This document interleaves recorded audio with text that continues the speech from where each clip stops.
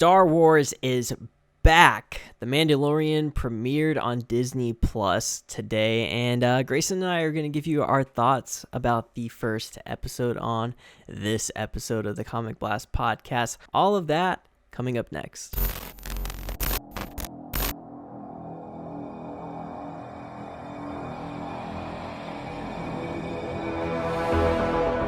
Before we get started, does anyone want to get out?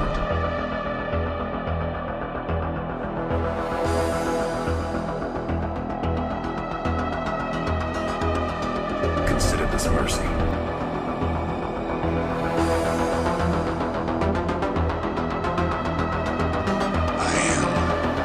am inevitable.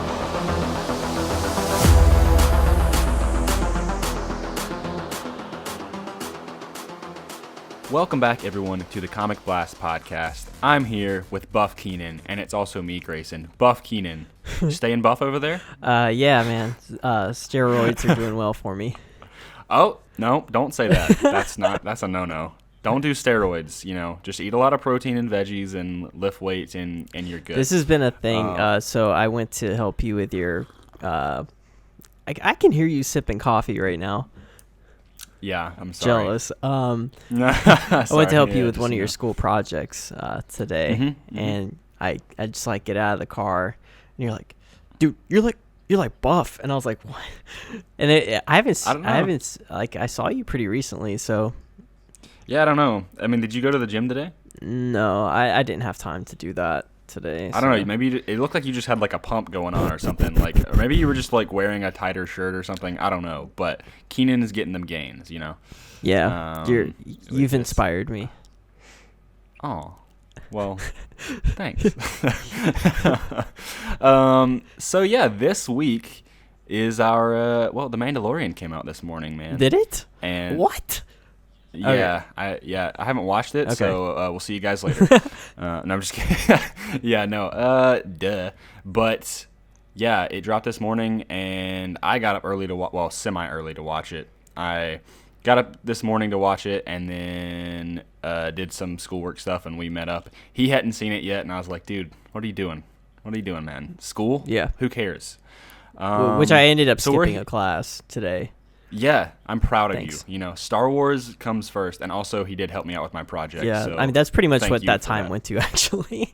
Yeah, but I mean, hey, you still technically, it worked out, though. Yeah. And so, this is the episode that we are going to be talking about, the first episode of The Mandalorian. But first and foremost, we have to get through all of our housekeeping stuff. So, Keenan, I'm going to throw that to you. Yeah, real quick, guys, if you are listening on Apple Podcasts, do us a favor and leave us a quick review. It can be 10 words, and you can leave a rating on there, too.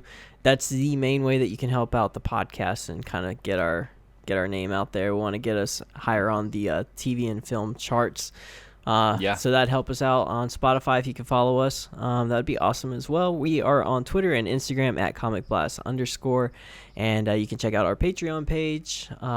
We'll be releasing episodes early and YouTube videos early over on there, as well as has some other perks. So you can find our Patreon page at patreon.com/comicblast. Just want to give a quick shout out to the patrons that we have already over there.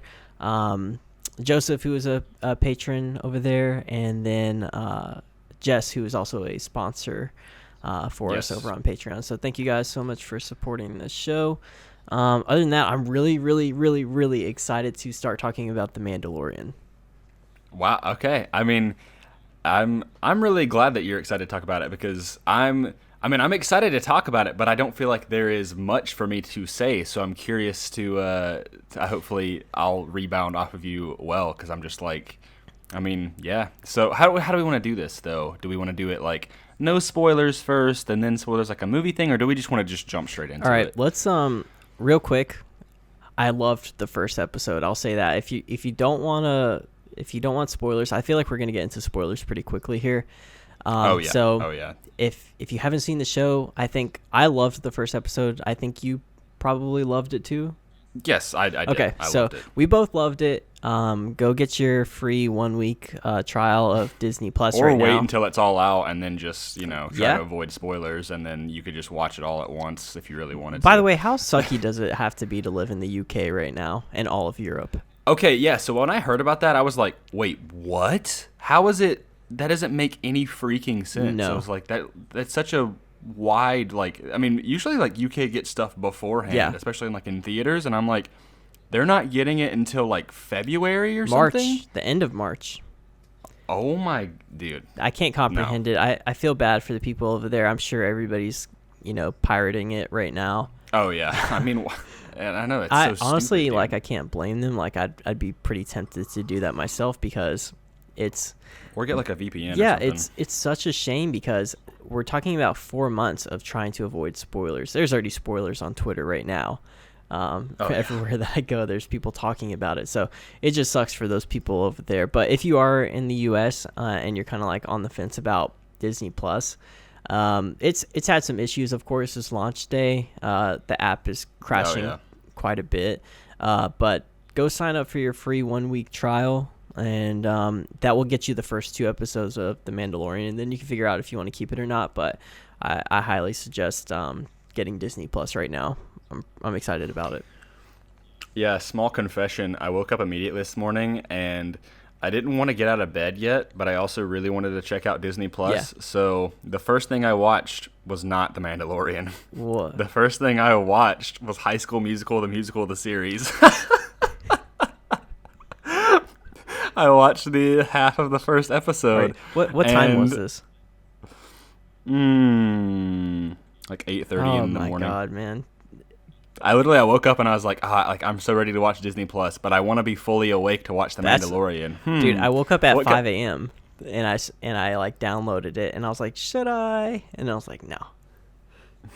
Well, I had already had my whole day planned out, and I went to bed early. So, but I had trouble sleeping last night because I was so it weirdly felt like Christmas because I was like, oh my gosh, this is so insane, and it was really cool just going on there and seeing all of the stuff that I had access to. Mm-hmm. I'm like, oh my gosh, all the Spider-Man stuff, and finally I can watch Clone Wars again, even though the chronology was super weird.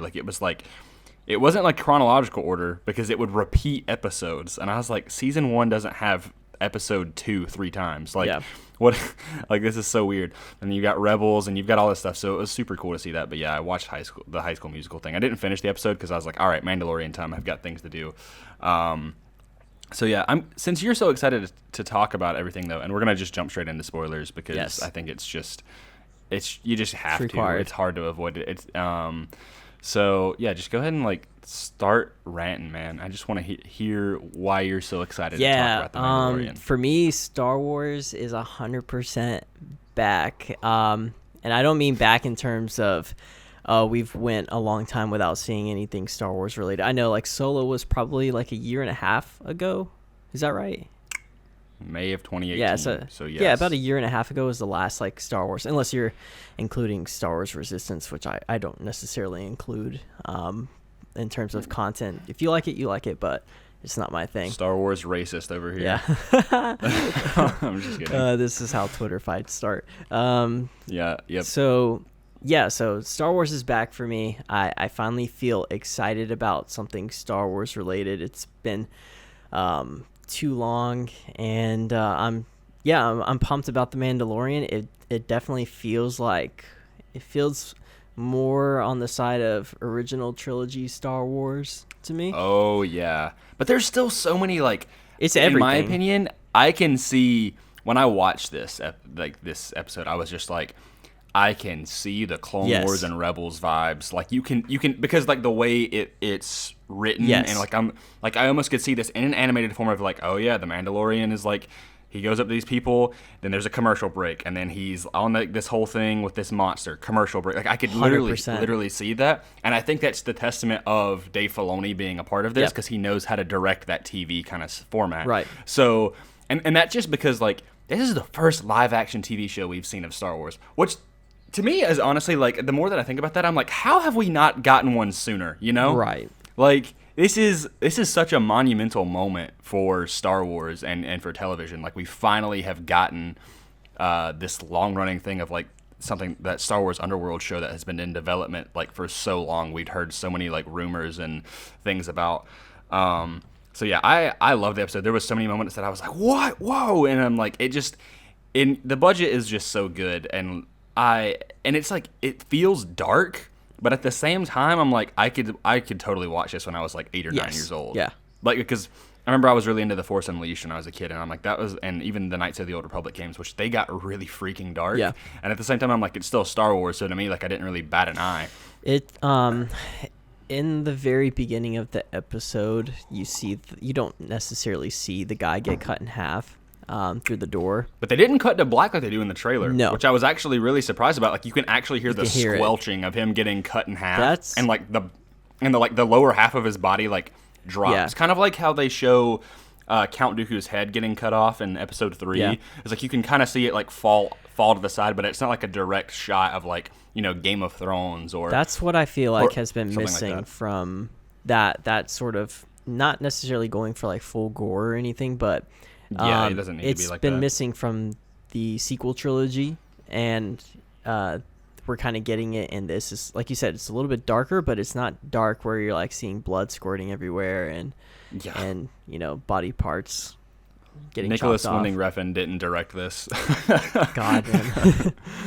Imagine. Yeah. So the show opens up with the Mandalorian chasing a bounty.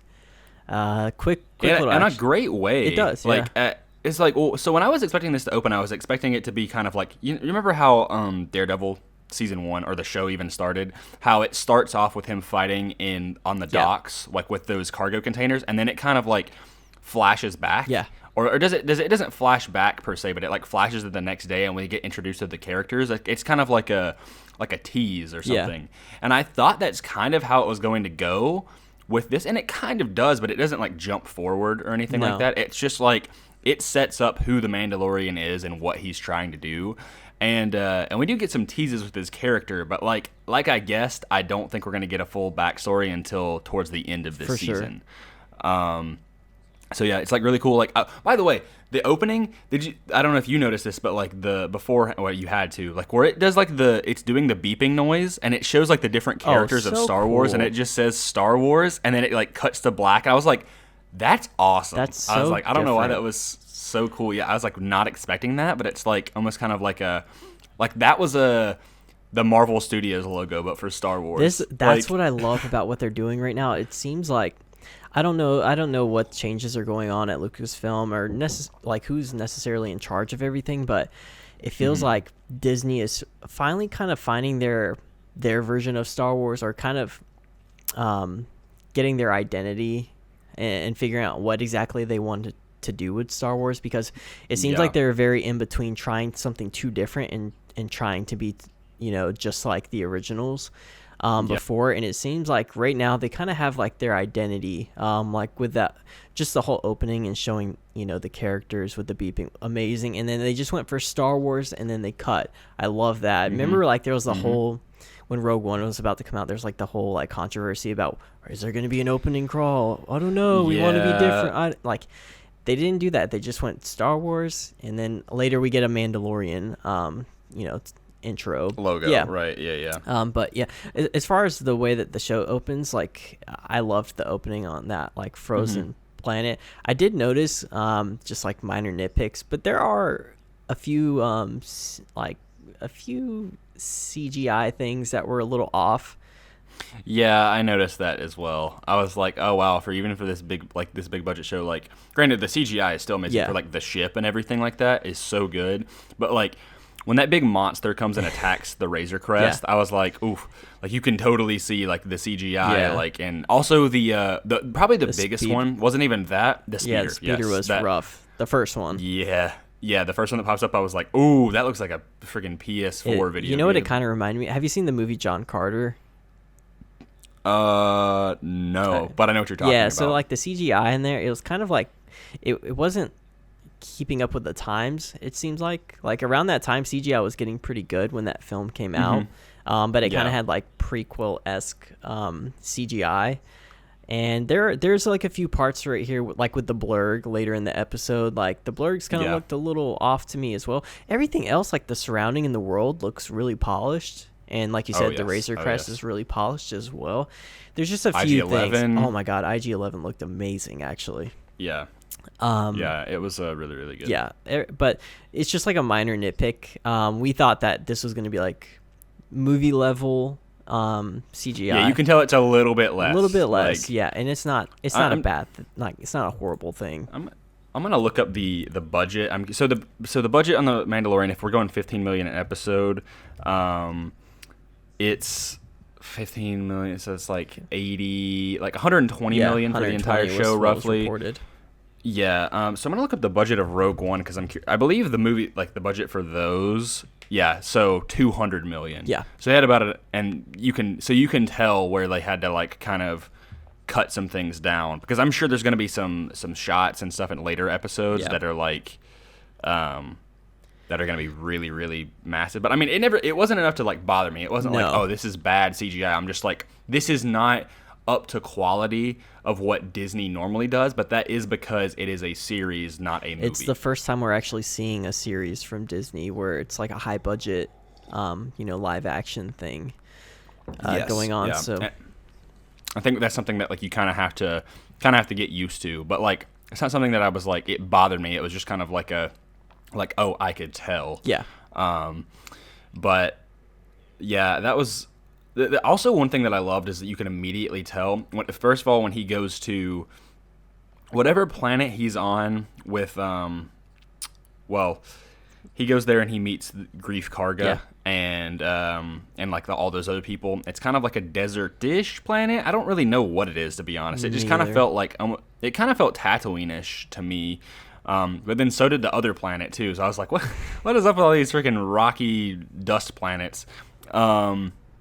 But I could tell, like, I loved the balance of, like, original trilogy stuff, but also, like, newer aliens. Like, there was still aliens, like, I could tell that were new. Yeah. But then there was other ones that I was like, oh, man, it was so cool to see, like, the Trandoshans again, and, like, the monkey lizards and Jawas and Rhodians, and, like, all of these different species that were, like, it was just so cool to see that. I was like, this is what I want from Star Wars. Like, I love to see legacy aliens, but that's what they call them, like stuff from like the original 6 movies, and then new aliens too. Like that's something that's really cool to me, because I feel like the one problem that I have with like the Force Awakens and stuff was like how there was just barely any of the old aliens. For sure. Like other than like characters we already knew, like Nine Nub and Admiral Akbar. Like all of the other aliens are like brand new, and I'm like, what happened to all the rest of the old ones? Yeah. I'm like, did they all just die? Like that's what the one thing that bothered me is like they should have kept the balance. And then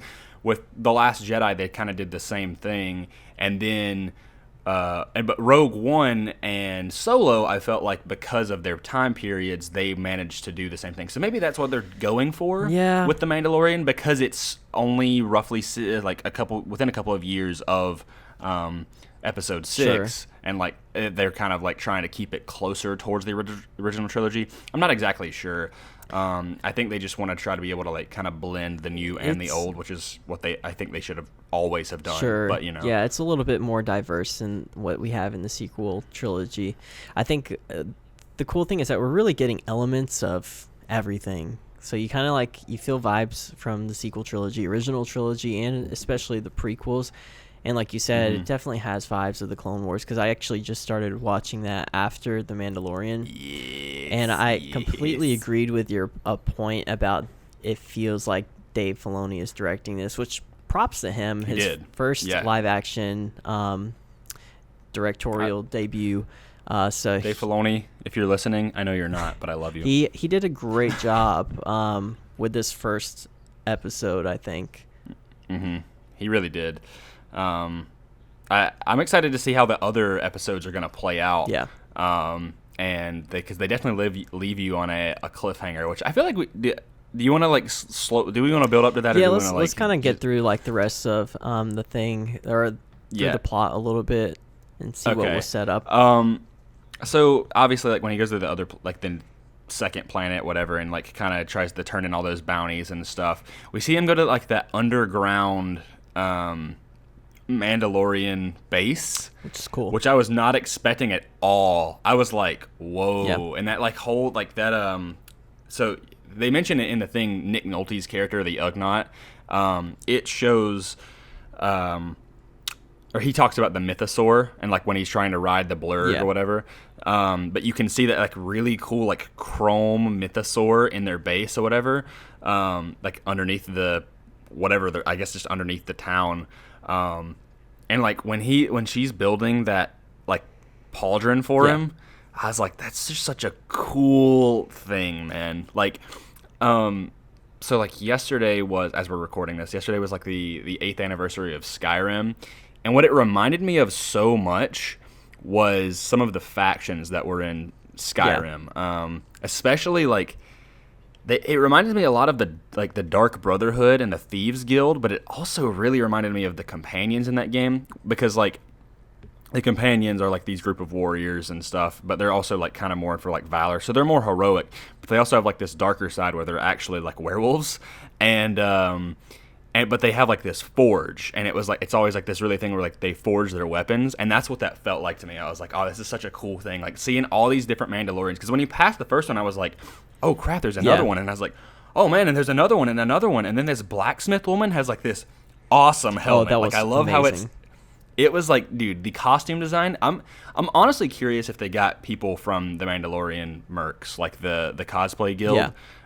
I'm genuinely curious if they got their help or whatever, because I know that they got help on the show for getting the stormtroopers, because they were running low on stormtrooper costumes. Yeah. So I'm curious if they did the same thing with the Mandalorians. But yeah, and then you can see like the flashes of his past, and it, like as they're clanging and like melting the I forget what metal that was called. Something steel. It starts with a B, I think. Yeah, crap. Oh, I know it. Oh no. It's essentially like the Imperial currency that he receives. Yeah, well, he gets it like from accepting that bounty, so it's like, yeah, it's like kind of like a essentially like his currency or whatever, and it's pretty rare. Oh God, I mean, it's gonna bother me. Mandalorian. Yeah, look it up. Oh gosh. While you're looking it up, I'll kind of describe what it is. But the steel was kind of melted down to use to make that plate for his shoulder. Yeah, so it's called Beskar. Beskar Okay, steel. I was thinking Bazwar, which is like a thing from Harry Potter, and I'm like, no, that's not it. I'm like, it's Beskar. Universes colliding. Because I remember, because they say it in the beginning of the episode. He's like, is that real Beskar steel? So I think he's actually slowly going to get like more newer pieces, because I'm looking on the wiki, and the picture, like he has like his chest piece isn't brown, it's all silver. And so like I think that's why they did like 3 action figures for the Mandalorian. They're like, oh, like the evolution of his like armor or whatever, which almost like, it sounds like a video game, like him like getting he's like, ah, yes, leveled up, like or you know, I got new gear. Like it's funny. But yeah, then that whole flashback scene, and then he goes to, I'm going to assume it's Ryloth, because Blurg are there on that planet. I don't really know, but Ryloth was a planet in the Clone Wars and in Rebels that's like, I mean, the Twi'lek people live there, and they have the Blurg. Like they were in the Clone Wars and all of that stuff. So like, I don't know if that's the planet or not. That's what I'm gonna assume. But I freaking love Nick Nolte's character. Oh man. Yeah. He was so cool. I love that he was just like, I have spoken. Yes, I'm like, do you already know that's going to be printed on about 1 million T-shirts? It's the new like I'm one with the Force. The Force is with me. Force is with me. Yes, yeah. I love it though. Yeah. Every time he talked though, I just wanted him to say RJ, because he's in Over the Hedge. He voices the bear. But he was so good. Like I loved how he was like kind of cynical, but at the same time, like he did care and like wanted to help out the Mandalorian. He was like a side character you run into in a video game who helps you out for a few seconds, and then kind of like gets you on your quest. I think we're slowly figuring out that the Mandalorian should be a video game. Yeah. Like there's also a scene that like reminded me of a video game once again, is like in when he's trying to like tame the blurg. I'm like, this is straight out of Red Dead Redemption, when you're trying to like tame a horse. That entire thing felt like that to me. But then he after that, oh, it's kind of like totally glanced over the whole like meeting room with the Imperials. So like when he gets that bounty, like I'm curious, what were you like? I was trying to think when he said 50 years old. I thought it was Giancarlo Esposito's character. I was like, okay, this guy wants to kill another Imperial so that he can gain more power and all of this stuff. That's who I thought it was.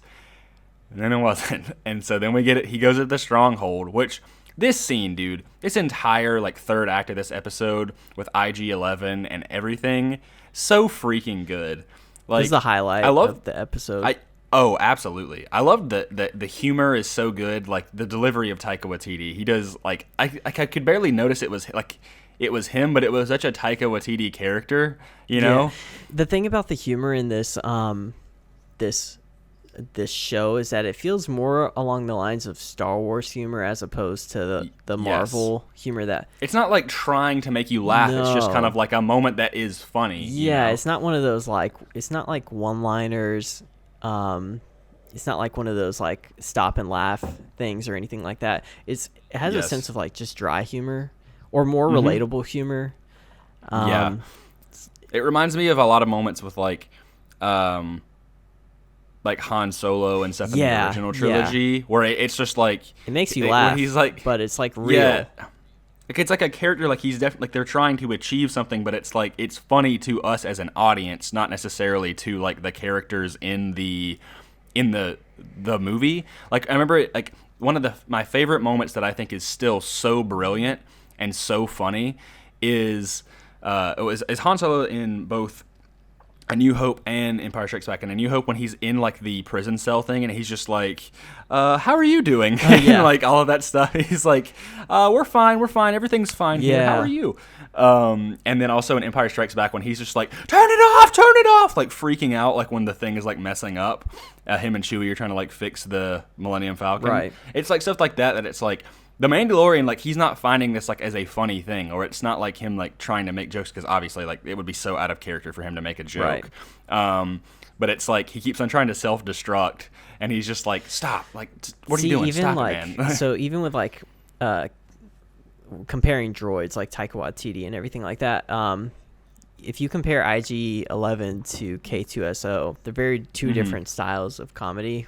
Where one was very, they reminded me, they were similar at first, and then the more I thought about it, I was like, no, they're different. K2SO was very like sassy, like kind of witty, almost too human-like.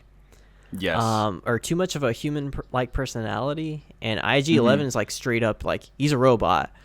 Like he doesn't care about dying. Like, you know how like K2SO, he kind of had that like look of concern when it came to like Jin, and he's like, did you the whole thing where he's like, did you know that wasn't me or something like that? You know, with IG-11, he's specifically programmed to like do one thing, and he's gonna do it. Like he was ready to self-destruct himself. Yeah, he was like surrounded. He's like, well, all right, this is it. And he's like, and the Mandalorian's like, no, like stop. Yeah, what are you doing, man? There's another way out of this. Yeah, and I love that because it was just like it felt more natural. And it just fit with the whole. It fit with the whole like stakes going on at the time. Where it just was like, it wasn't one of those things where like, oh, we're making a joke in a life and death situation or whatever. It was actually like, you know, something more realistic and more believable. Speaking of IG-11, man, like that entire thing, he just goes off on people. Like just the way he spins around, like the way he just handles the blaster, and it's just kind of like, it's like almost like an automatic turret or something. He just kind of like whip, like, and then flips around, and like and he's not perfect either. Like he gets shot a couple times, but it's like at the same time, like it's such a cool moment. And I love how like he's actually killing most of the people or doing most of the work, and the Mandalorian's like peeking out like, and like killing like one guy. He's like, pew. Oh, I got a guy. And then until he gets on the freaking gun, which is like was so cool. The way he used the grapple to like swing it around and rip the guy off, and then just jump on it. I was like, that's another video game moment, man, where it's just like it was such a cool thing to see, and he just spins around and guns all those guys down. Man, they show what a great action. They show that the Mandalorian definitely is like, he's serious. He's like, you know, he's definitely definitely, how do I explain it? He's crafty. No, I mean, like, he's crafty, and he's obviously, like, very skilled at what he does, but he's also not perfect, and he gets knocked around you see that when times. when he gets attacked by the blurg earlier in the episode, and he's just like, he's kind of getting tossed around like a rag doll. I was like, oh man, I'm like, he didn't just like take this thing down like immediately. Like, he kind of got like beat up by it until he got saved by Kui or whatever. I mean, that's another example where it could have been used for comedy, and it was kind of funny in a sense, but it wasn't like overdone where they're trying to make too much of a joke out of it. But like, going back to the whole thing, it's like we're seeing that there's, you know, a really powerful character, but also has some flaws and isn't like OP or anything like that. No, he's definitely not OP, and I thought he was going to be, be honest. Like, I mean, he can handle his own like against a group of people, and he's still very like capable. But at the same time, I'm like, he has to. I mean, I was like, I don't even know how they're going to get out of this, to be honest, until they bring up that turret, and I was like, oh, okay, cool. So like. And he also just kind of doesn't get, like, he won't give up on a situation. Like, he's always, like, thinking of, like, another alternative route. It's just, like, the entire thing felt like they were in, a Western town, and he's, like, him and his, like, best friend are cornered, you know? And they're surrounded by all these bandits, and, like, they're having to find a way out of this. Like, I just love the Western vibes of this, because I'm a sucker for that kind of stuff. I was watching Tombstone last week, and there was a lot of things that I was like, this feels very Tombstone-y. Great movie, by the way. But yeah, and then they like blow open the door. That was amazing. And like, how are we gonna get the door open? And they both look over at the turret. Yeah, they look over. Yeah, it was so great. And what I loved about that is, so one of my favorite Star Wars video games was Jedi Outcast as a kid. And there's literally a moment where they're like, "How do I get through this door?" And then she's like, "Use that big gun over there." And like you get on it and you blow open the door. And I was like, I don't know if that was like coincidental or not, but like, doesn't sound like I'm gonna think it was like a nod, like it maybe. But and then when you get in and like you get over to that ball thing, like that, like the beep is going. He's like, it's right there. I was like, oh my god, this thing is a baby. I was like, whose baby is this? I was like, this is not what I was expecting. And then the reveal comes where it's like, it's a Yoda baby. Baby Yoda. Yaddle and Yoda had an affair, and now this is the child. I'm kidding. It's Yoda, you Yady. hypocrite. Yeah, Yady. You know, what I'm curious is, I was like, okay, the reason this thing is so expensive is probably because, one, that species is incredibly rare. We only know of 2 of Yoda's species in the entire freaking galaxy, which is, and the reason it's called Yoda species is because they literally have never given a name to Yoda's species. So what I assume is that species is naturally very gifted in the Force, and so like people would want that. People would want to have that, especially weaponize it. Yeah, and I took it. No, I was a turn that I was not expecting. You know. Yeah, I find it interesting that they obviously wanted it alive, but they also didn't mind it being neutralized either. So I'm not sure if they want to like weaponize it, or they just don't want it to exist. I'm curious really like how the plot is going to develop, because like it was something that was thrown in that I just did not expect. Curveball. I was like, I didn't think it was going to deal anything with like the Force or anything like that. Like I didn't think that wasn't even going to be freaking mentioned. Were you at all concerned when, because I was like you, I was like, I think this is a baby, you know? Were you at all concerned that we were going to like open it up and it was going to be like a little blue-eyed blonde, another just a human baby who's like probably going to be a Force user? Because that's what I was thinking in my head. I was like, honestly, I had no idea what I was expecting. I was expecting it to just be a baby, but I thought it was going to be like just kind of like this newborn. It was going to be asleep, and like they were like, what? And then I was like, oh my god, okay. Now like the reason they're making it such a big deal is because it's like, by the way, that thing is freaking adorable. Yes. Like it was so cute. way cuter than Porgs. One of my oh yes, absolutely. The Porgs can I will eat a Porg. I will not eat a Baby Yoda. Baby Yoda is precious, and I want one. Okay. It reminded me of Mogwai from the Gremlins.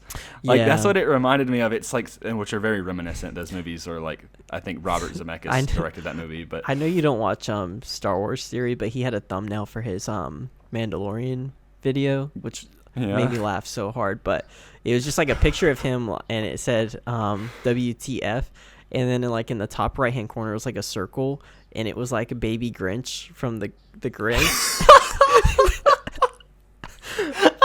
And I was like, I died laughing when he posted that, dude. Speaking of the Grinch, I think my dad was like laughing about something the other day that you posted on Twitter. It was just like, the older I've gotten, the more I realize I've like related to the Grinch or something. Did you tweet that? Yeah, no, I said the older I've gotten, the more I realized the Grinch did nothing wrong. Yeah, my dad was just like, he thought that was so freaking funny. That's hilarious. But yeah, baby Grinch. Oh my god. But yeah, okay, and I'm curious what your thoughts. So they bring this thing up, and then when the blaster shot goes off, right, and IG-11's about to kill it, and it goes off, I was like legit, like I went, what? No! Yeah. I was like, I freaking screamed because I was in my house by myself. So I mean, I could do that. I was upset. I was like, and I was like, because the way they do it, like it literally looks like they just shoot the thing, and I was like, no, what? And then they cut perfect, like they cut just as they like subvert your expectations, and you're like, oh my god, thank God he protected the little baby Yoda. So, which already shows like the Mandalorian clearly has like a he already, not a heart of gold per se, but necessarily like he definitely has emotion underneath that helmet. Yeah, you know? He has this like moral code, think probably. You even see that earlier on when he's talking to the Ugnaught. Mm-hmm. He's like, there's something that he's saying. He says something, and I don't remember what it was, but he was like essentially like thanking him for like saving his life and like all of this stuff. And it was like, oh wow, like he's not like this just stoic guy. Like he's mean to the bounties that he has and like to get the job done, but at the same time when people like treat him right and help him out, like he's not gonna just blow him off. Like he's not a jerk like that. So like he's not like honestly, I work alone kind of guy or whatever. Like he got help, I think and he appreciated it. I think the reason they're doing that is because like I feel like that's what we're thinking of as more of Boba Fett style, where he's just like, nah, like I work alone, like screw you. If you help him out, like he's not gonna care. But I think Mandalorian is like, they're trying to show that the Mandalorians are definitely like shadier characters, but at the same time, like there are like they aren't all bad guys. It's tough. This is what they did well with the writing so far in the first episode. So it's really tough to find a character that you don't really see very often. Like we're probably not going to see his face for a while, if at all. I think we will eventually, but it's tough to like make that character feel human and relatable. But they did it in this episode by showing off, certain characteristics, showing that he has empathy and he's appreciative of help. And he even tried to pay Nick Nolte's character just to say thank you, and which he ended up declining it. But that's what the moment was. That's what I was thinking of. And that kind of reminds me, like I mentioned, like the whole like Nicholas Winding Refn thing as like a joke about like the gore, but it does remind me of a little bit of like Drive and the Driver, in the sense that like that character is very stoic and everything, and like they're almost very similar characters, where like the Driver, although he doesn't have like a helmet, he doesn't have a name. Like they literally just call him the Driver. Like they never give him a name or anything like that. Yeah. And he kind of has like a quote unquote helmet when he's like in the crime business, but you can tell like deep down like he does care. He cares about like Irene. Go watch Drive if you haven't. Yeah.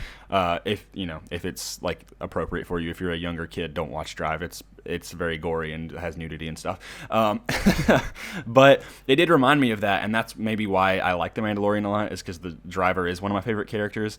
And I love to see like when characters, that somebody was saying today, I was shooting another short film today, and someone was saying that the way he does his movements, Pedro Pascal like directs his movements, is so good. Like he's so physically great as the Mandalorian. Like the way he walks, the way he like kind of emotes and moves his head and everything like that.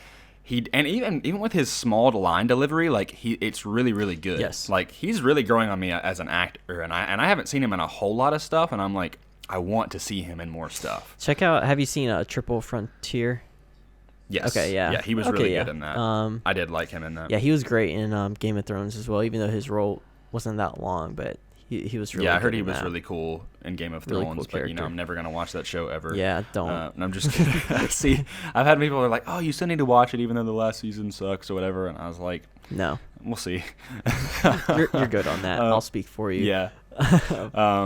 But yeah, like I think that's really cool. But I'm interested to see on Friday. Speaking of which, to make clear for audiences, which I don't think we've really talked about this, are we going to put out another episode on Friday, or are we going to try to do a double review on Tuesday of next week? I think we're going to have to do a double review just because Fridays it's a busy work day for me. Yeah, we're going to be busy this weekend. So yeah, we'll do like a double review and try to make both of them quick as we can. Yeah. And I'm probably going to rewatch the first episode either tonight or sometime before. I'm definitely doing that it last tonight. action scene. Yeah, it's just man. I told my people that I got it, and they were like, people want to watch it or whatever. Speaking of which, were you disappointed? So we talked about it at the comic book store. Were you disappointed that it was only 39 minutes? Because I was for sure it was gonna be thought it was gonna be like an hour. Yeah, I kind of was. Usually pilot episodes are a bit longer than than the rest of the season. So yeah, I was a little bit disappointed. It definitely felt like it was cut short. I'm not sure if that was I'm not sure if that was intentional at first. I guess it really threw me for a loop. Yeah, 39 minutes. I mean, that's definitely not long compared to every other episode. Specific too. It felt like it was. I was like, oh, if it was anything I wasn't expecting an hour exactly. I was expecting 50 minutes at least. Yeah. 50 to 52 minutes. I was like, that's probably the episode more flies realistic. by for sure. It's definitely quick. I watched it. I got up this morning. And I was like, dang, I guess I'll be able to get my stuff done sooner because I was like, it's only 39 minutes. I checked where I was about halfway through the episode. I was 21 minutes in or something like that, and I started getting sad because I was like, I'm already more than halfway through the episode, and then I have to wait until Friday for the next episode to drop. But yeah, like you said, I was not very disappointed, but I was a little bit disappointed that it wasn't a little bit longer. I really hope the one on Friday is longer. I don't know if they're all going to be the same time or not. Because going back to the whole High School Musical thing, that first episode was also 39 minutes. And I was like, okay, weird, because I was expecting that show to be shorter. I was expecting the episode for that to only be 23-ish minutes. I'm curious because hour-long TV shows roughly go in at about 40 minutes because they have to account for commercial breaks. Mm-hmm. So I'm wondering if they, when they were shooting these this series, they had an idea that there would be advertisements or something like that. Oh my God! Imagine if there was freaking advertisements. I'd be so pissed. Because like you said, there are those times where you're like, oh, here's the commercial break, but there is no commercial break. Yeah. I think 39 minutes actually is right around that time that you normally see something on, on television, an hour-long series or episode. Yeah. Is usually around that time. That's just a theory. I mean, it can be complete BS, but it is a little bit weird. I don't know when they wrote and shot the show. I don't remember. I don't know how long it was in pre-production before they started shooting it, but. I mean, I felt like they had been designed it for Disney Plus, but I don't really know. They definitely designed it for the streaming service, but there's no telling if Disney had. Yeah, I'm sure they contemplated, are we going to do ads, and many other ways, how they were going to go about their streaming service, because the whole streaming service kind of got rushed a little bit. It turned out good, but it was only about a year and a half ago or maybe 2 years ago that they announced that they were going to start it. So they kind of worked on it relatively quickly. Yeah. I don't know. It's an interesting thing to think about. Moving on though, or I guess I don't know. There's not a whole lot left to talk about. But I'm curious, what. If there were any other if you have any other problems with the episode or anything, what would they be other than the special effects? Did you have any other issues with it? There was one thing that stood out to me, and I'm still kind of iffy on this. I haven't really decided how I felt about it, but the score was very different from anything in Star Wars. It was very synthy and synthy. There was when you rewatch it tonight, because you're gonna hear a lot of those wind instruments. I like that. That was really cool, and but you're also gonna notice when you listen to it again, it's very synthy. I promise you're gonna be like, I'm surprised, because you're gonna hear a little bit of bass lines and stuff like that, which is very different. And I was curious when watching the episode, because I was like, God, this score kind of in a strange way reminded me of Black Panther, and well, it's by the same guy. Exactly, and I didn't know that Yeah. at first. Who has a history? I mean, he's produced. He recorded Childish Gambino's first like major album. Like he has a history of doing like more. He's pretty hip-hop good. stuff. Pretty good composer. I like him. Yeah, I do too. I love him. I thought Black Panther's score was amazing. He's done Creed. Oh, yeah. I mean, he's done a lot of really cool stuff that also like incorporates hip hop. Yep. But it was very different, and I wasn't sure how to feel about it because every time when you watch anything Star Wars, it's like you're listening to like a symphony. And this was just very different. It felt very like studio produced.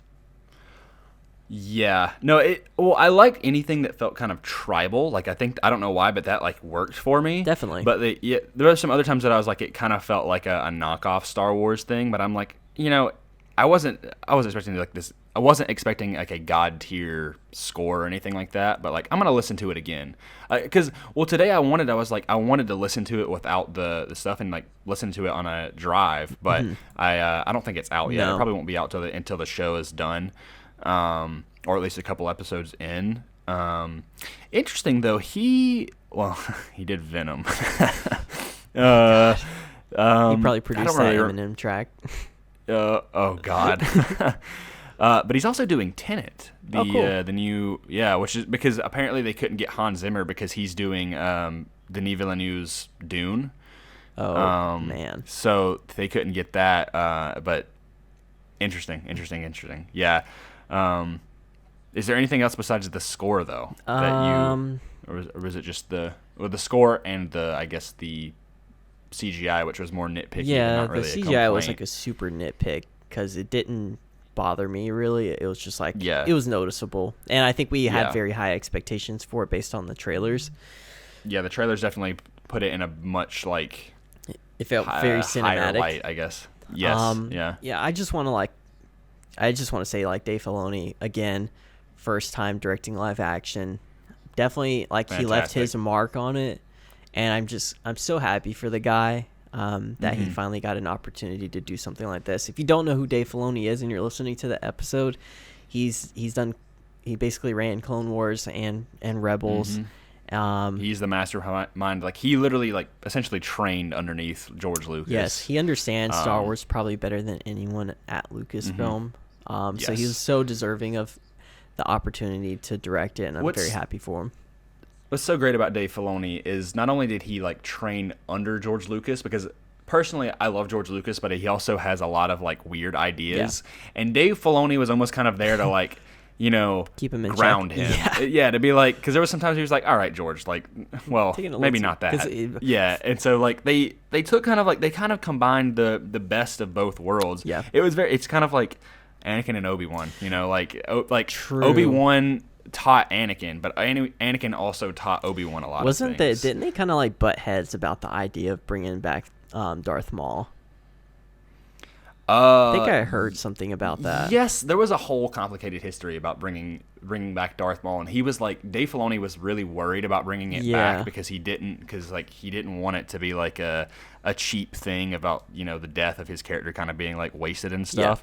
But I think George was on board with the idea, and so Dave Filoni like really worked around that and made it. Personally, I think Darth Maul is one of like the top 10 characters in Star Wars for me, or at least, I don't know if all time, but at least for me, because I think he just has such an interesting history and stuff. So, I'm really glad he got the direct live action though. It's like I've always wanted to see it, and I never really wanted to see him like. I wouldn't be opposed to seeing him do a movie, but I think this is probably the best thing to do for live action. So I hope he gets the direct.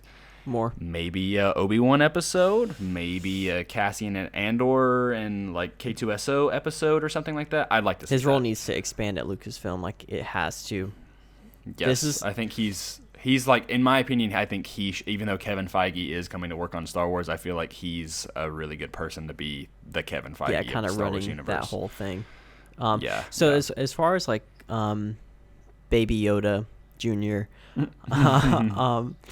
So they said that he's definitely 50 years old. Obviously, that species doesn't age like a humanoid or normal human. Yeah, Yoda is like 900 and something years old in so Empire. We're looking at probably more prequel era that he was born closer to the prequels. So are you thinking that do you think it's possible that this creature has some sort of connection to Yoda, or is it just like what's your prediction going forward with this? I feel like this is going to be like the main plot line of like this baby is going to be the main focus of the series going forward. Another thing before I answer your question, another Clone Wars style thing, because I don't know if you remember the Clone Wars movie, but was based around a baby, like with Rada the Hutt, aka Stinky, and they love to make those little ugly aliens so cute as babies, don't they? Like Jabba the Hutt, like oh god, what a grotesque monster! Yeah. But man, his son, adorable.